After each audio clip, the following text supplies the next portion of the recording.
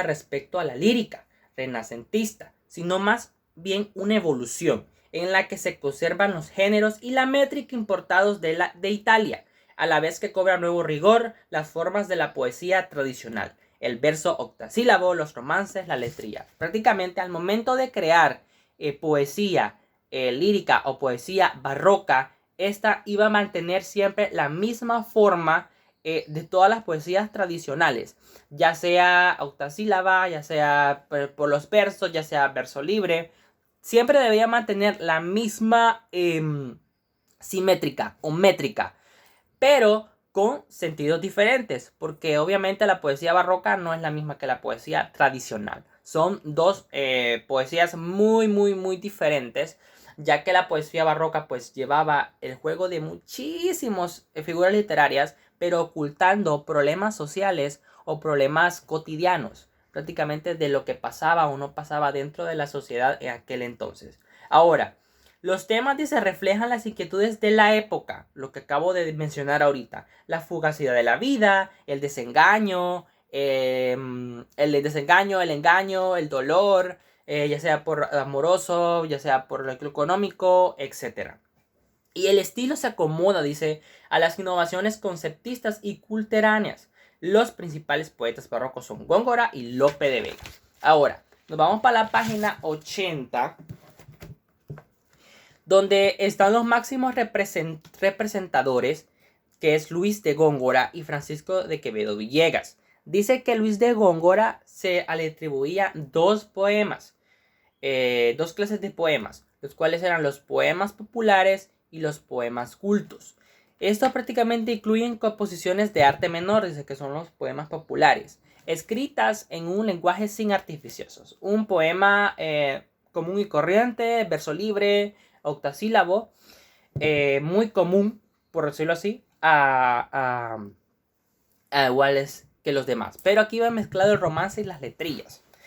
Ahora, los poemas cultos que parten del culteranismo, que él fue el máximo representante de ello, son composiciones, dice, del arte mayor. Sobresalen de ese grupo los sonetos y los poemas largos y dar un sentido culto. Por ejemplo, aquí en la página 80, aquí, en esta parte de acá, podemos observar que está un poema de él. Si todos tuvieron la oportunidad de leer ese poema o no lo han leído, léanlo. Prácticamente aquí refleja lo que es, que se va el tiempo. Aquí da un sentido muy diferente. Se me va el tiempo, se nos va el tiempo y habla también de la vejez. Pero con un sentido diferente. Jugando con palabras y mencionando otras, pero dando un sentido diferente. O sea, tienen palabras, usan otras palabras, pero para dar otro significado. No es de las palabras que están ahí, no es el significado propio, sino que es otro significado que nosotros vamos a entender en nuestra mente o vamos a interpretar. Ahora, nos vamos a Francisco de Quevedo Villegas, otro máximo representante de este movimiento. A este pues prácticamente dice que el estilo revela un dominio magistral del lenguaje. Los rasgos característicos de una obra son la ironía, dice, la parodia, los juegos de palabras, las metáforas, que se apoyan en relaciones sorprendentes. El autor adopta una actitud de juego creativo con el lenguaje. Para referirse al amor y a la mujer recurre a frecuentes expresiones vulgares y coloquiales. La creación de neologismos también está presente en sus obras. Ahora, aquí prácticamente retoma muy fuerte, como lo decía yo, al momento de referirse a la mujer o al amor.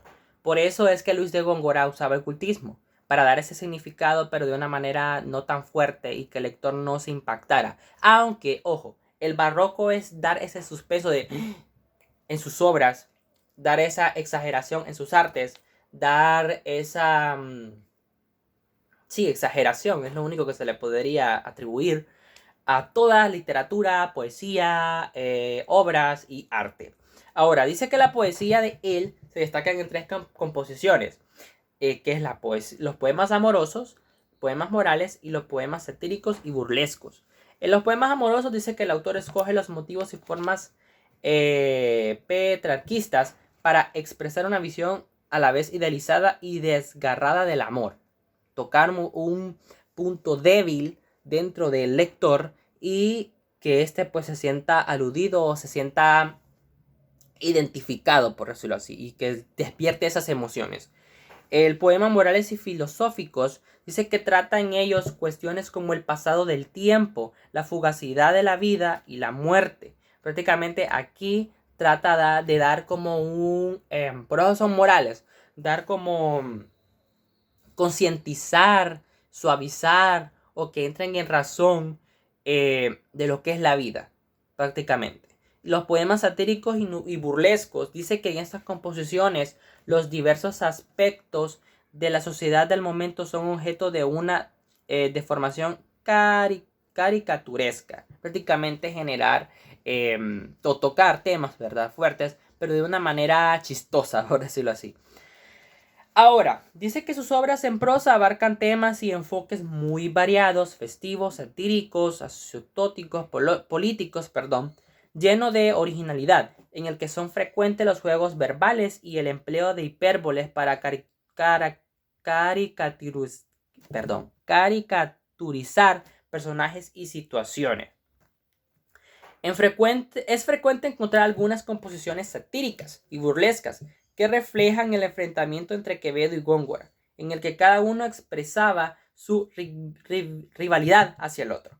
Ahora, nos vamos a una parte muy importante ahora que le dimos lectura a lo que son los máximos representantes y cuáles eran sus ramas, a qué se dedicaban, cuáles eran sus ramas, sus áreas, por decirlo así, sus poesías del movimiento barroco, porque estamos hablando del movimiento barroco.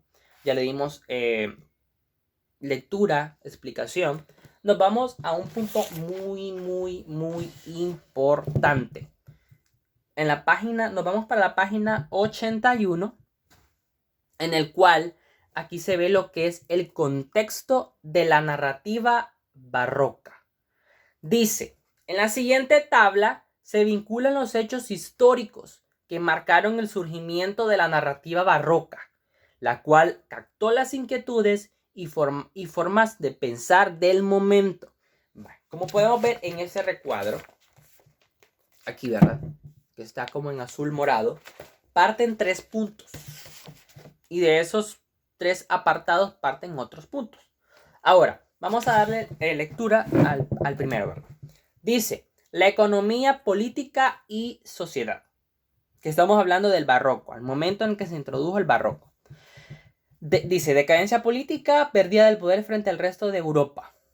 Se descontroló absolutamente todo el movimiento de barroco, o al momento en que se introdujo el movimiento barroco, ya que hubieron partes y contrapartes. O sea, no todos lo querían ni todos lo aceptaron.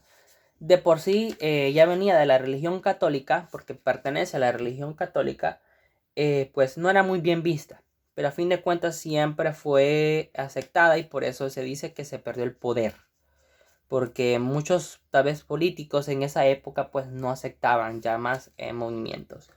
Ahora, está el receso económico, despoblamiento en áreas rurales, hambre y malas cosechas, cese de las importaciones de América. En este punto afectó también lo que es la parte económica en esa época, ya que tal vez no estaban preparados para un impacto tan grande también, porque para un movimiento que se quiera implementar, pues también se necesitan recursos al momento de querer hacer, de querer demostrar, de querer implementar, pues también se necesitan muchísimos recursos, y también se necesitaba espacio para demostrar sus artes o crear sus artes arquitectónicas, ya si eran iglesias, ya eran esculturas, porque hay esculturas, hay pintura también de ello, y pues necesitaban lo que era aceptación y espacio. Ahora dice: acentuada división de clases sociales. Aquí estaban lo que eran los burgueses, los millonarios, la clase media y la clase baja. Obviamente la que pagaba más que todo el sufrimiento de ese movimiento pues era la clase baja. Pues los burgueses pues lo aceptaban con muchísimo, decirlo así, entusiasmo, porque tal vez tenían un as sobre la manga sobre este movimiento. Los de clase media pues tal vez podían más o menos decir no o sí o les daba igual. Y la clase baja pues no sabía ni enteramente lo que se estaba haciendo en el país. Ahora, vamos a otro punto que es arte. Dice que el arte, parte de los otros puntos, ¿verdad? Desinterés por las formas renacentistas. Ya sabemos de que este barroco nace del Renacimiento. Entonces, no tenía nada que ver con el Renacimiento y el Barroco. O sea, el Barroco quería deslindarse rotundamente del Renacimiento. Y eso pues no se podía, porque ciertas artes arquitectónicas son muy parecidas al arte barroco. Porque, por ejemplo, como lo mencionaba, la iglesia María Milagrosa es estilo barroco. La iglesia en Santa Ana es estilo renacentista. Y prácticamente son muy parecidas. Casi no cambia muchísimo, de decirlo así, en áreas arquitectónicas. Por ejemplo, ¿cuál otra? Notre Dame. Creo que también, no sé si es movimiento renacentista o movimiento barroco, pero tienen similitudes. Por ejemplo, la cúpula, la forma circular del techo de la iglesia de Roma es del Renacimiento. Nace del Renacimiento. Bien, ahora, siguiente punto, ¿verdad? Da la renovación, exageración y deformación.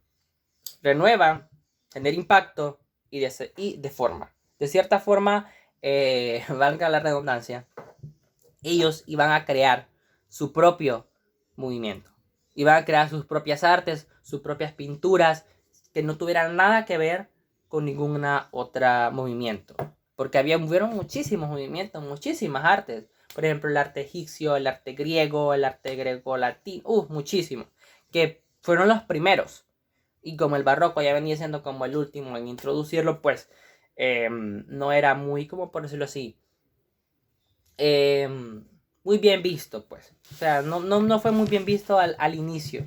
Pero en momentos de poesía y de obras, pues para mi punto de vista y arte, sí es muy llamativo y me gusta. Bien, ahora, el conceptismo y el cultismo, ya lo explicamos. ¿Cuál era su diferenciación? El uso de figuras literarias cultas, el uso de figuras literarias abiertas en sus poesías. Ahora, el pensamiento barroco. Este es un punto muy importante porque era pensamiento de los precursores o los autores del barroco. Dice, rebeldía y resignación. Prácticamente, sí, al momento de introducir este movimiento se introdujo demasiado, por decirlo así, de una manera no muy aceptada, como lo vuelvo a repetir nuevamente, tanto por la sociedad y tanto por ellos. Angustia por la vida y vitalidad al momento de introducir ello, pues tampoco era el objetivo de querer perder vidas, sino que aceptar un movimiento que fuera diferente a los que ya se tenían. Prácticamente siempre existe eso, ¿no? Ahora, el pensamiento, la muerte adquiere importancia. Prácticamente para ellos sí. El pensamiento crítico y la muerte, pesimismo crítico y la muerte adquiere importancia en este movimiento barroco. Le dan le llama la atención porque es un problema social